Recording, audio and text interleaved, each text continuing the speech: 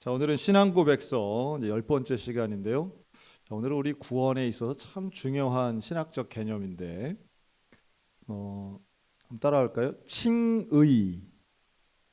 칭의라는 개념입니다. 이 어, 칭의는요, 우리의 구원되는, 즉 우리가 죄를 지었는데 혹은 우리 안에 죄가 있는데 이걸 어떻게 용서받나라고 하는데 아주 중요한 개념이에요.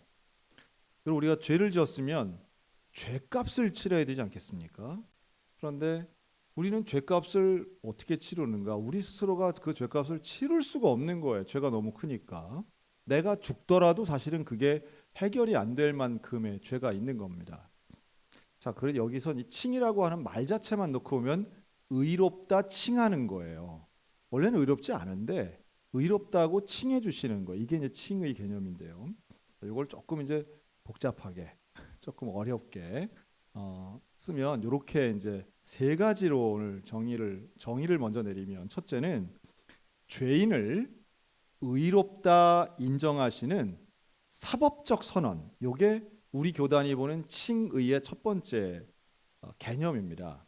그러니까 죄인을 의롭다고 인정하는데 그냥 아무나 인정한다고 다 의로워지는 게 아니라 사법적으로, 그러니까 율법적으로 율법의 문제를 다 해결할 수 있는 사법적 선언이라는 뜻이에요. 이게 사람이 못하는 거죠. 사람이 타인의 죄를 당신의 죄를 사하겠습니다 이런다고 용서되는 게 아니잖아요.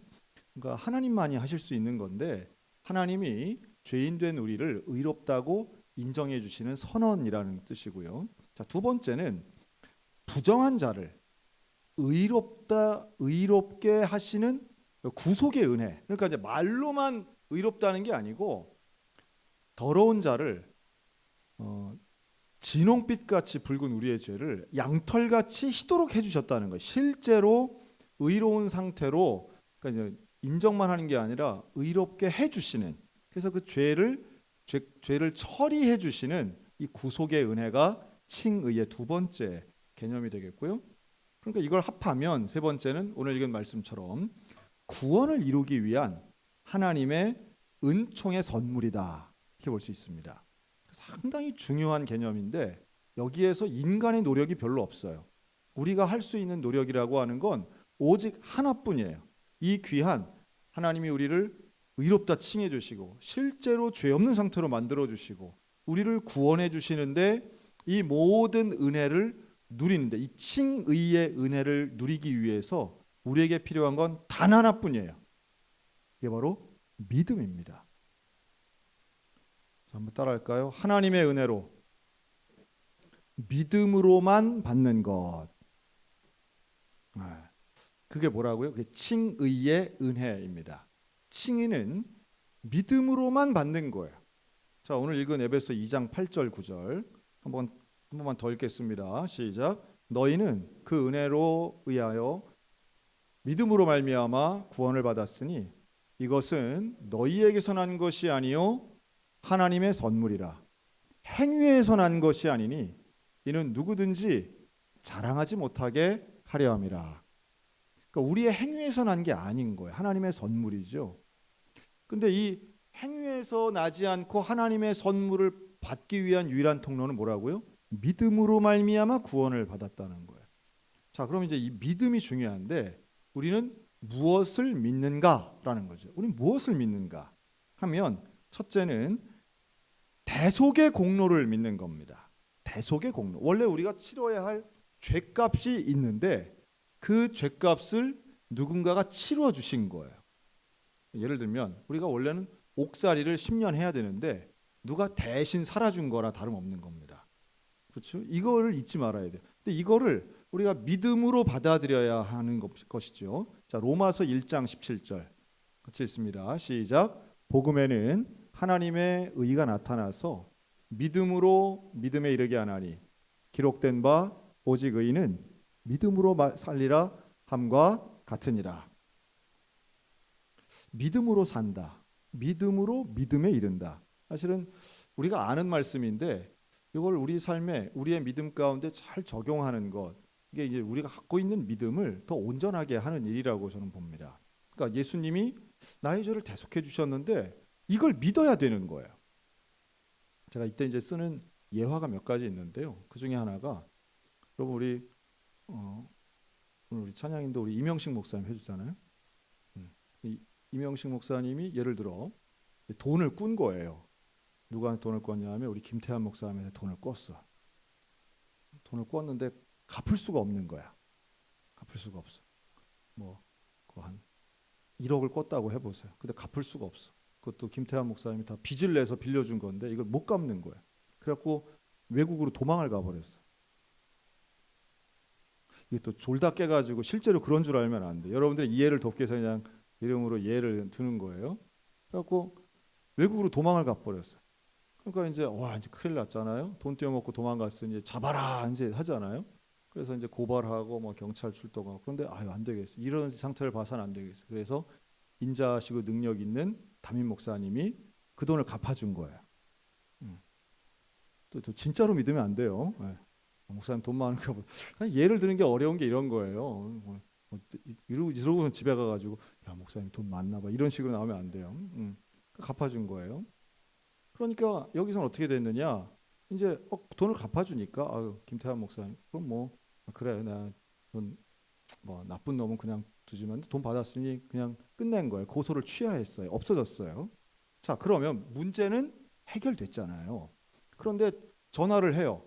저 샌프란시스코에 숨어 있는 이명식 목사님한테 전화하는 거야. 전화해서 다 해결됐다고 돌아오라고.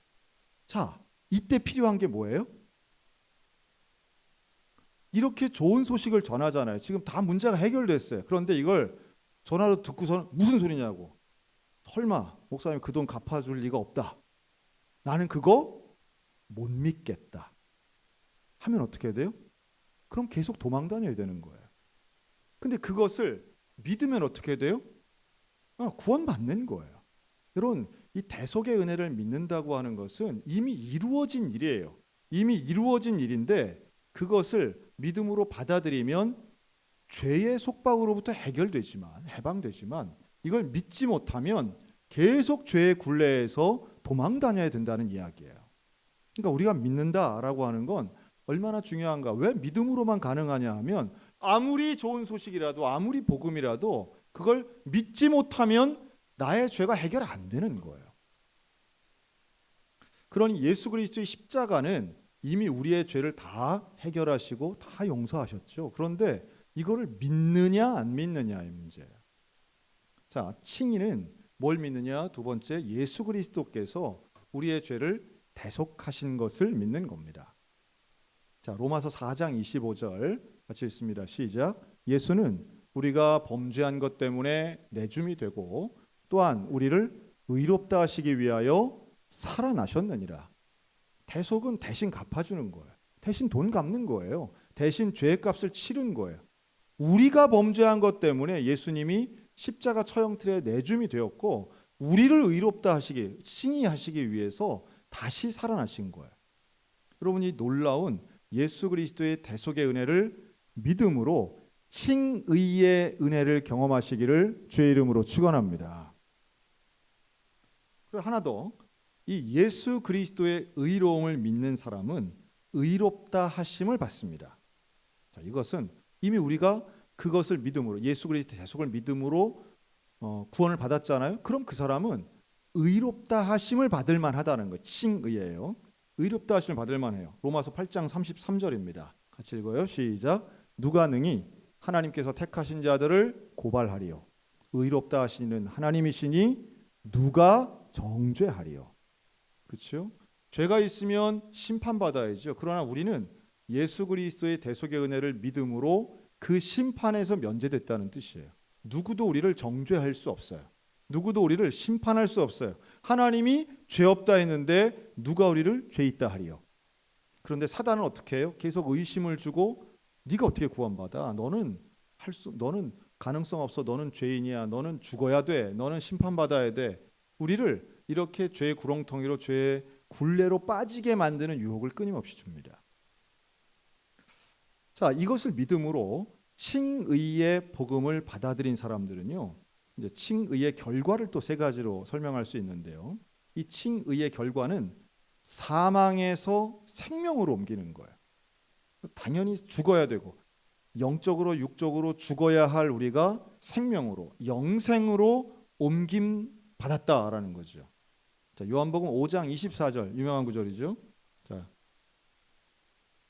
같이 읽습니다. 시작. 내가 진실로 진실로 너희에게 이르노니 내 말을 듣고 또 나 보내신 이를 믿는 자는 영생을 얻었고 심판에 이르지 아니하나니 사망에서 생명으로 옮겼느니라. 아멘. 이 구절이요, 제가 구원받은 구절이에요. 제가 중학교 때 이 요한복음 5장 24절로 제가 구원의 확신, 믿음의 확신을 가진 구절입니다. 지금 생각해보면 그때 저에게 이 구절을 가르쳐 주신, 제가 중학교 3학년 때인데 가르쳐 주신 전도사님은 아직 신학교 졸업도 안 했었어요. 근데 그 전도사님이 저한테 뭐라 그러냐면, 나 보내신 이를 믿는 자는 영생을 어떻게 해요?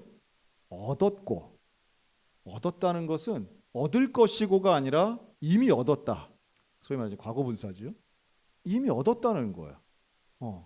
이미 하나님은 주신 거예요. 주신 건데 내 옆에 있는데 이걸 내가 가지느냐 못 가지느냐의 차이인데, 이미 영생을 얻었고 또 심판에 이르지 않으냐니 사망에서 생명으로 옮길 것이니라가 아니라 옮겨졌느니라. 옮겼느니라. 이 확실한 사실을 믿으면 구원받는다고 할 때 제가 이거 확 믿어지더라고요.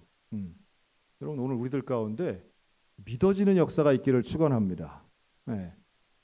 그 예수 그리스도, 예수님이 믿어질 때 우리는 영생을 이미 얻은 거예요.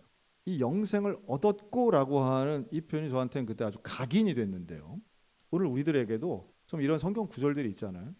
구원에 관련된 게 많고 속죄와 칭의에 관련된 구절들이 많은데, 오늘 읽는 이 성경 구절 중에 뭐 하나라도 혹은 구절 중에 일부분이라도 오늘 이 시간 우리의 영혼 가운데 영향력 있게 다가온다면 그게 은혜 받는 거죠. 그리고 그 말씀은 확신이 됩니다. 사실은 이런 성경 말씀에 근거한 확신은 뭐 웬만한 고난이나 유혹 앞에 잘 흔들리지 않습니다. 그냥 내가 기분이나 아니면 내 생각으로 믿는 거하고 말씀의 원리를 가지고 믿는 거랑은 차원이 다른 거죠. 자, 그렇게 사망의 생명으로 옮긴 우리는 앞으로의 삶이 어떤 것일까? 구원받은 사람, 칭의의 은혜를 받은 사람의 인생은요, 결국 하나님과 화평한 인생을 삽니다.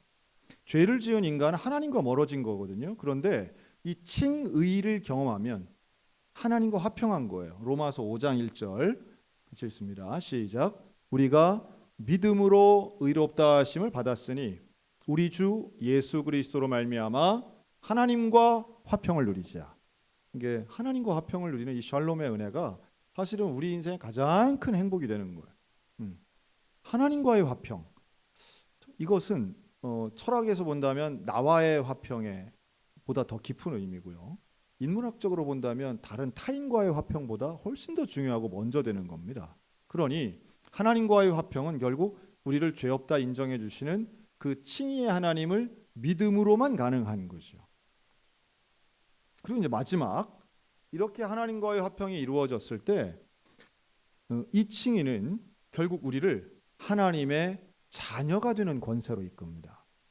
자, 이거 잘 생각해 보세요. 우리는 죽을 수밖에 없는 죄인인데 우리를 죄 없다고 인정해 주시고 실제로 죄 없는 상태로 만들어 주셔서 우리는 그걸 믿기만 했을 뿐인데 우리와 화평을 이루어 주시고 우리를 자녀 삼아 주시는 거예요.